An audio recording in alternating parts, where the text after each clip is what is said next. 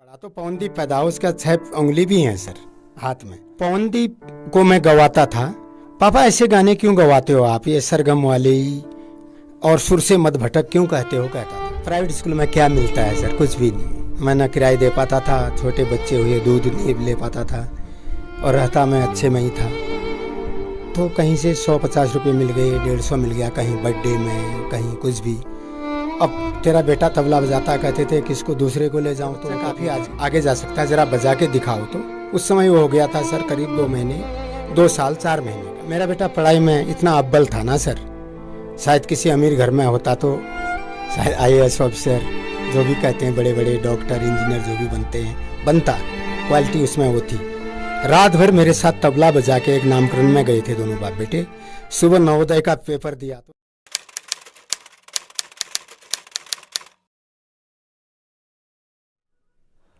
नमस्कार, स्वागत है। मैं मनीष और आप देख रहे हैं मेरे साथ रिपोर्टिंग टाइम।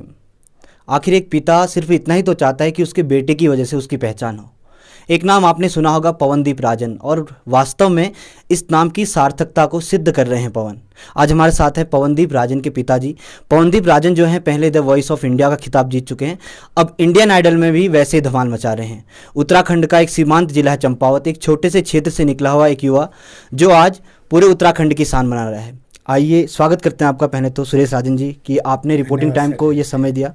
सर, सबसे पहले जानना चाहूँगा कि एक पिता का ये ख्वाब रहता है कि उसके बेटे की वजह से उसकी पहचान हो, तो कैसा लगता है आपको ये सब देख कर? सर, सबसे पहले तो मैं रिपोर्टिंग टाइम के आपको प्रणाम करता हूँ, सभी लोगों को धन्यवाद करता हूँ। बहुत अच्छा लगता है सर, पापा की पहचान।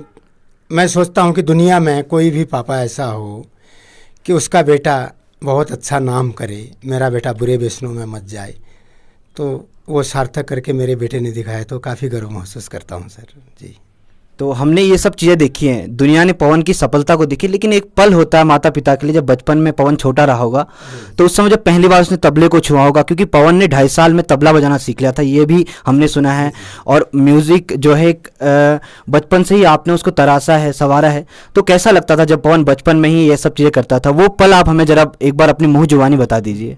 सर, इतना मैं तो अब क्या कहूँ, छोटे बचपन में मेरी शादी हुई। अब आजकल तो होता तो शायद जेल में भी बंद करते, लेकिन मैं 19 साल का था, मेरा पवनदीप हो गया था। तो मेरे बड़े दादा सतीश राजन जी जो थे, बहुत अच्छा मानते थे मुझे। मेरा बच्चा हो गया करके भी उतना होश नहीं था। जैसे मैं उस समय अपने गाने कुमाऊनी गायक में भी हूँ, प्रैक्टिस करता था, तो वो ऐसे ऐसे पाँव के बल आके तबले पे छूता था। वो डिस्टर्ब कर रहा है करके उसके ताऊजी उसको कटोरा देते थे। करीब 1.25 साल 1.5 साल का रहा होगा, और अपने गोद में बिठा के तबले पर छुआते थे। मैं तो सबसे पहले सोचूंगा कि मेरे ददाई उसके मेन गुरु हैं, जो सतीश राजन जी, जो लोहाघाट में हैं, काफ़ी अच्छे कलाकार भी हैं, मुझे भी उन्होंने सिखाया।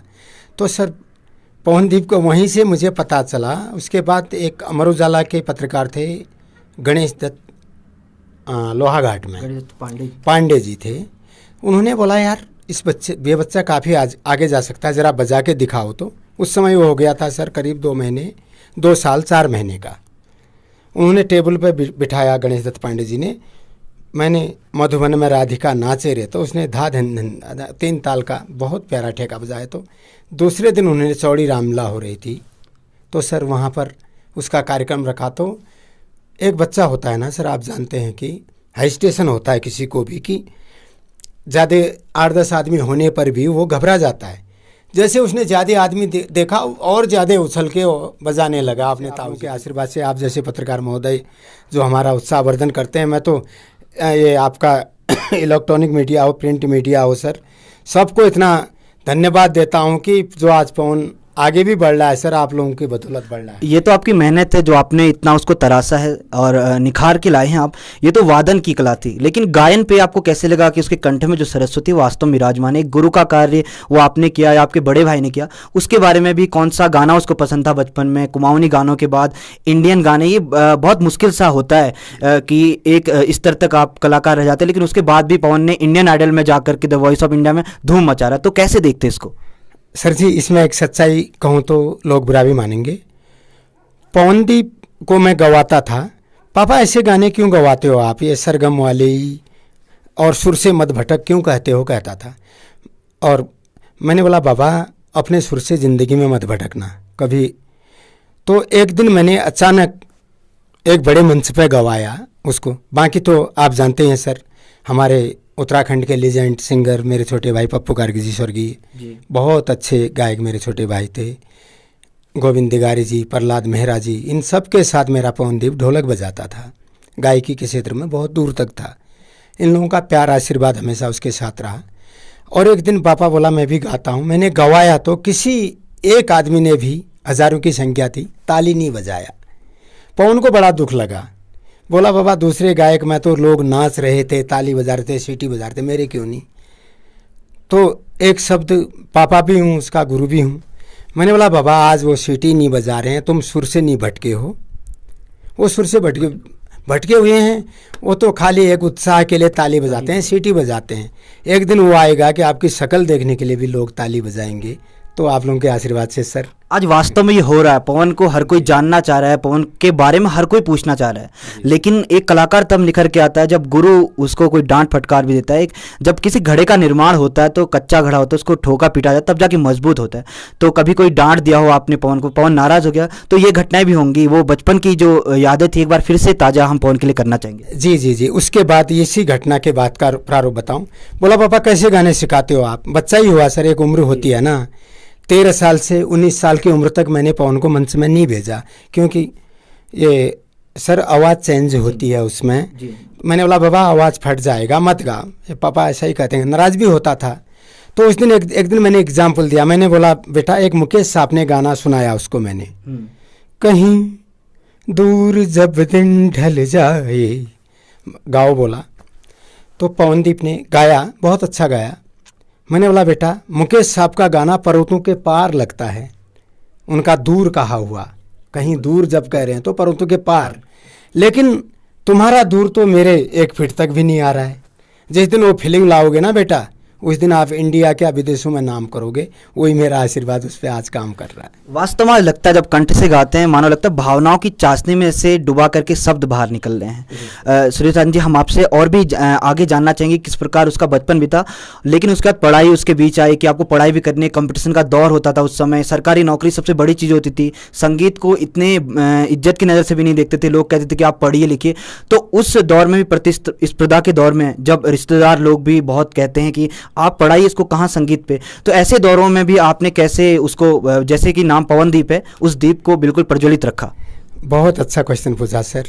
मेरे पवन ने खुद कहा मेरा बेटा पढ़ाई में इतना अव्वल था ना सर, शायद किसी अमीर घर में होता तो शायद IAS ऑफिसर, जो भी कहते हैं बड़े बड़े डॉक्टर इंजीनियर जो भी बनते हैं, बनता, क्वालिटी उसमें वो थी। रात भर मेरे साथ तबला बजा के एक नामकरण में गए थे दोनों बाप बेटे। सुबह नवोदय का पेपर दिया तो नवोदय में सिलेक्ट होके 12th उसने यहीं नवोदय, जवाहर नवोदय से 12th किया। उसके बाद उसने बोला, बड़ा हो गया था थोड़ा, बोला पापा आप तो MSc हैं, प्राइवेट स्कूल में ही 2-2.5 हज़ार रुपये का तनख्वाह खा रहे हैं, मेरा अपना करने दो ना पापा, पढ़ाई के पीछे मत जाओ। मैंने कहा पापा क्या करेगा? बोला रहने दो, मैं जो करूँगा अच्छा करूँगा। तो उसने इस क्षेत्र को अपनाया। तो सर सही पूछा, इतना अच्छा सवाल पूछा सर।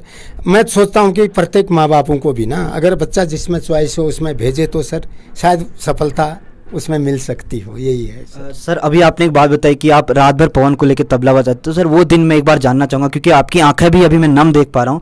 तो वो भावनाएं जो सफलता के पीछे की जो कहानी है, क्योंकि आज हर मंच पे पहुंचा व्यक्ति उसकी सफलता पे जो देखते हैं, तो पैरों पे जब आप चल के कहीं जाते पहाड़ों पे तो पैरों पे छाले पे होते हैं, वो छाले जो हैं वो अक्सर भीड़ पे गुम हो जाते हैं। लेकिन मैं आज आपको वो जो आपकी आंखें नम हुई उस बात को एक बार फिर से जानना चाहूँगा। जी आपसे झूठ नहीं बोलूँगा, मैं तो बहुत सच्चा आदमी हूँ। अब प्राइवेट स्कूल में क्या मिलता है सर? कुछ भी नहीं। मैं ना किराए दे पाता था, छोटे बच्चे हुए दूध नहीं ले पाता था, और रहता मैं अच्छे में ही था। तो कहीं से 150 रुपये मिल गए, 150 मिल गया, कहीं बर्थडे में, कहीं कुछ भी। अब तेरा बेटा तबला बजाता, कहते थे किसको दूसरे को ले जाऊं तो वो तो अपनी दिहाड़ी मांगेगा। और बच्चे का प्रचार भी, उसका जो इनाम भी होता था सर, उससे मेरा 1-1.5 महीना वाला हफ्ता 2 हफ्ता चल जाता था, राशन पानी भी। ऐसे दिन काटे हैं सर मैंने। तो सर ऐसे दिन निकलते रहे और उसके बाद आया द वॉइस ऑफ इंडिया। एक छोटे से जिले से निकला हुआ पवनदीप राजन जब उस समय सांसद वगैरह जो लोग थे सभी लोग थे, तो सर उसके कोई दिलचस्प किस्से वॉइस ऑफ इंडिया के, जब पवन जीता तो उस समय क्योंकि चंपावत में एक माहौल था ऐसा, जी जी। तो वो चीज़ें मैं आपसे जानना चाहूँगा कि कैसे रहा पवन के लिए वो दौर, वो ज़रा आप बताइए। द वॉइस ऑफ इंडिया की जो बातें हैं, यादें हैं, वो ज़रा हमारे दर्शकों तक आप पहुँचा दीजिए अपने माध्यम से। सर जी, जब वॉइस इंडिया में मेरा बेटा गया, मुझे भी बुलाया था, तबले का उसका दिखा रहे थे। सर इतना बड़ा मंच हमने तो कभी नहीं देखा है। शान लोग, हिमेश रेशमिया लोग, आपका बच्चा बड़ा अच्छा गा रहा है कह रहे थे। मैं तो सोच रहा था कि जीतना इतना तो कुछ नहीं हुआ सर, जीतने का कोई नहीं जानता है। मेरा बेटा टीवी में एक बार दिख जाए तो मेरे कार्यक्रम थोड़ा बढ़ जाएंगे और मुझे रोजी रोटी का एक चांस और मिलेगा। अरे यार, इसका बेटा तबले में तबला भी बजा रहा था, टीवी में देखा हमने तो, जहाँ मेरी कीमत 150 की होती थी सर, वहाँ 400-500 रुपया हो जाएगी करके ये सोचता था। बहुत खुश हूँ। बिल्कुल, वास्तव में पवनदीप एक हीरा है और आप वास्तव में कोई जौहरी आप जैसे मिले उनको जिसने परखा आज वहाँ गए। अब बात करते हैं इंडियन आइडल के मंच की, क्या उम्मीदें हैं आपकी? पवन वास्तव में जीतेगा, उसकी आवाज़ उसको जिताएगी और वो मंच उसको जो सार्थक है, अभी 10 गाने उनको उनके लिए बोले हैं हिमेश रेशमिया जी ने, और सादा अनेक ऑफर मिल रहे हैं, सोने की चैन उनको गिफ्ट में मिली है। तो सर अब कैसे देखते हैं जो सफ़र पवन के लिए चल रहा है? सर जी, अब तो अनुभव भी हो गया, नॉलेज भी पवन को। मैं हार जीत इसमें नहीं देखता हूँ सर। मेन चीज़ ये देखता हूँ, जिस लक्ष्य के लिए मेरा बेटा उस मंच पे गया था वो मुकाम हासिल कर लिया उसने। उसको गाने भी मिल गए हैं, ऑफर भी मिल गए हैं। इस जीत हार तो सर जी, जितने बच्चे हैं ना वहाँ पर, अभी 12 हैं, 13-15 जो भी हैं, एक से बढ़ के एक हैं। सब बच्चे मेरे लिए पवनी जैसे हैं, सब जीते हैं। तो पवनदीप का हार जीत का इसमें सवाल नहीं है, जिस काम मुकाम के लिए गया होता है सर जी। अब एक चीज़ आपको सर, हाँ मैं थोड़ा सा उल्टा क्वेश्चन कर रहा हूँ। एक IAS ऑफिसर के इंटरव्यू में सब जाते हैं, कोई नंबर 1 रैंक लाता है, कोई 600 नंबर भी लाता है सर, 400 नंबर, लेकिन दोनों IAS ही बनते हैं ना सर। बिल्कुल बनते हैं। लेकिन पवनदीप की काबिलियत की कदर तो करनी पड़ेगी, और उसके बाद पवनदीप की आवाज़ में एक अलग खनक है, लेकिन व्यवहार में आपको बताऊं उतनी सरलता उसमें दिखती है। और पवनदीप ने भी कहा था कि मैं यहाँ से जाने के बाद मैं जीतूं या हारूं, जो भी हो, मैं अपने क्षेत्र में जैसे उन्होंने दिन देखे मेहनत की, वैसे अनेक कलाकारों को और भी इकट्ठा करूंगा। उनके दोस्त भी उस मंच पर पहुंचे थे। तो सर इस मुहिम को आप कैसे आगे बढ़ाएंगे? सर जी, उसके लिए तो मेरे पवन ने देखिए यहीं पर ये स्टूडियो भी खोला है, वो भी दिख रहा है हमको जो जी। मेरे पवन ने धक्के खाए, मैंने खाए। ऐसा हमारे चंपावत डिस्ट्रिक्ट के बच्चे या अगल बगल के डिस्ट्रिक्ट के बच्चों के लिए कभी ऐसा नहीं करेंगे। वो तो मुहिम मेरे पवन ने छेड़ा ही है जी। और दूसरा वो सोचता है कि पापा जिस क्षेत्र में हमारे यहाँ के बच्चे आगे बढ़ना चाहेंगे तो मैं जी जान लगा के भी करूँगा। आप भी पवन आएगा ना जी, बिल्कुल दादा, प्रणाम करके आपके पाँव छुएगा। उस पर कहीं नहीं देखोगे कि मैं पवनदीप वॉइस इंडिया का विनर था या था, वो क्योंकि वो हमारे पापा ने, उसके दादाजी भी बहुत अच्छे कलाकार बिल्कुल थे। वास्तव में पवन वो है हमारे दिलों पे, पवन दा हम हमेशा जो हैं हमारे दिलों पे राज करेंगे। अब सर कार्यक्रम को अंतिम घड़ी की ओर ले जाते हुए, बस आप भी एक लेजेंडरी सिंगर रहे हैं, 23-24 एल्बम आपकी भी निकली है, तो सर एक गीत पवन के लिए, यहाँ से पवन के समर्थन के लिए एक गीत आप जरूर गुनगुना दीजिए, जो कि उसकी आवाज़ उत्तराखंड के पहाड़ों से लेकर जो मुंबई की गलियाँ हैं वहाँ तक पहुँच जाए और पवन को समर्थन और भी जोरदार मिले। एक संगीत आप। सर संगीत में तो अब बेटे के समर्थन के लिए नहीं, अब जो हम फोक गाते हैं सर, तो उसी में से एक गीत, 2 शब्द हमारे सासू माँ कबूतरी देवी जी थे, उनका ही गीत सुना देता हूँ। पहाड़ ठंडो पानी सुन कति मीठी बाणी, छोड़नी नी लागनी, हाय हाय छोड़नी नी लागनी। हिमालय शिवनाथ वह देव तरुणी, देवी देव वास करनी, देव भूमि कुनी। देव भूमि छोड़ी बेरा जननी लगनी भागी, जन्मभूमि छोड़ी बेरा जननी लगनी भागी। छोड़नी नी लागनी, हाय हाय छोड़नी नी लागनी। कभी अपने मातृभूमि देवभूमि को सर छोड़ना लगता ही नहीं। वास्तव में इस खनकती आवाज़ से एक ही बात पवन के लिए निकलती कि पवनदीप तुम सबके दिलों को भी जीत के लाना। तो सर आपने हमें समय दिया, अपने महत्वपूर्ण समय से आपने रिपोर्टिंग टाइम को इतना समय दिया, इसके लिए आपका बहुत बहुत धन्यवाद। तो दर्शकों हम वादा करते हैं आपसे ऐसे ही पवनदीप राजन भी एक दिन यहीं पे होंगे, उनसे भी ऐसे इंटरव्यू लेंगे और आपको बताएंगे पवन की हर एक बात, कैसा उन्होंने अनुभव किया और क्या क्या उनकी बात है। धन्यवाद सुरेश राजन जी, आपने हमें समय दिया। तो ये था रिपोर्टिंग रिपोर्टिंग टाइम का एक अंक इंटरव्यू का। अगर आपको ये वीडियो पसंद आती है तो चैनल को सब्सक्राइब करिए और वीडियो को लाइक कीजिए। अभी के लिए बस इतना ही, मुझे दीजिए इजाजत। कैमरा पर्सन मोहन जोशी के साथ मैं मनी जोशी, चंपावत।